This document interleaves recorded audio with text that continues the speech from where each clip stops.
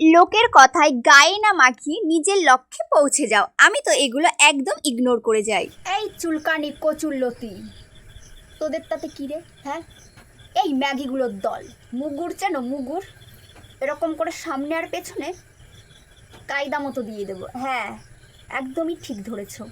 আমি একটা জিনিস বুঝতে পারি না, যে এরকম কিছু কিছু নিকৃষ্ট মানের প্রাণীও আছে পৃথিবীতে। মানে আজ মরলে কাল দুদিন। এই মেয়েটা কি করছে, কোন ছেলের পেছনে ঘুরছে, বাড়িকে নামিয়ে দিল, এর বাবা মা কি খাচ্ছে, বাবা মা কি করে, কি ড্রেস পরলো, কি চটি কিনলো, কি হেয়ার স্টাইল করলো, এগুলো না দেখে একদম কীর্তন শুনবেন।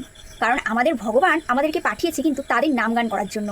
আমার যখন বয়স হবে আমিও ঠিক এরকম করব না, আপনাদের মতো এরকম গসিপ করে বেড়াবো না, কারণ ওই সময়টা আমরাও পার করে যাচ্ছি। শুধু এখানেই শেষ নয়, আরও একটা ইম্পর্টেন্ট কথা আছে।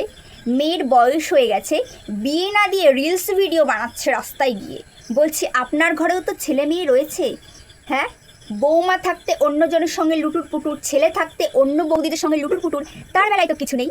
কিন্তু ওই মেয়েটার বিয়ে হচ্ছে না, ওই মেয়েটা কোন ড্রেস পরছে, ওই মেয়েটার বাবা মা কি করে, ওই মেয়েটা কেন এর বাইকের পেছনে করে, সেগুলোর দিকে তো খুব নজর থাকে, তাই না? ড্রেস নিয়ে একটা কথাও যদি বলেছো না, যখন দাঁতে কামড় দিয়ে কলে পাড়ে স্নান করতে যাও না, ভিডিও করে নেটে ছেড়ে দেবো একদম, ঠিক আছে?